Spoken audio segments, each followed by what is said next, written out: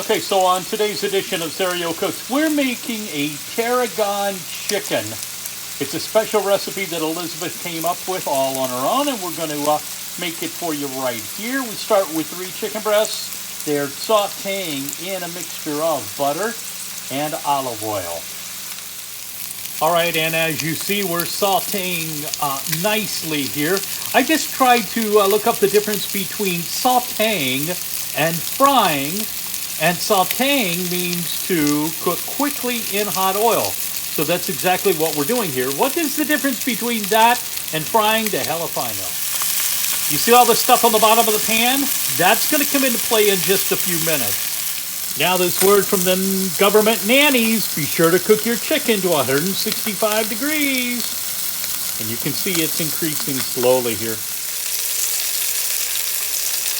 Okay, a couple of things coming to mind here.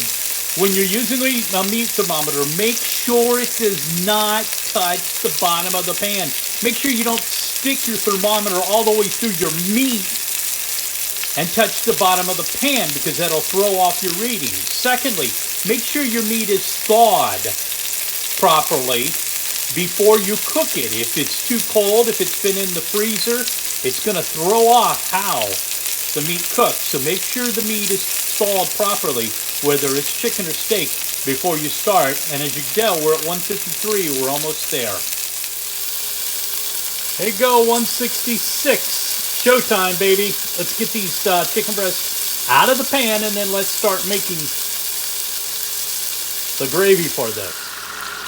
I just poured in 1 cup of Fry natural white wine right over top of the middle of the pan. And what it did was, and let's see if I can do this.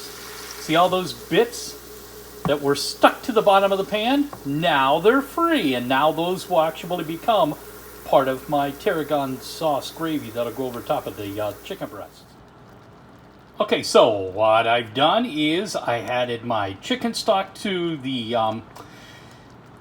mix. Then I added the Namaste Perfect Flour Blend. It's gluten-free, and for dietary reasons, we go with gluten-free around here. And I believe it may even be, yeah, it is non-GMO. And I'm going to add my tarragon in just a moment to this. And obviously, I've been whisking away because all the little bits are all stirred up in here. I just added my tarragon flakes, about a tablespoon of them, and we'll turn this down just a little bit, put the chicken breast in it, and just let it simmer for a few minutes.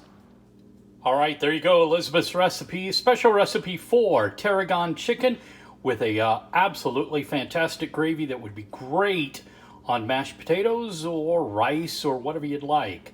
All right, recipes on foodnationradio.com. Now, let's eat.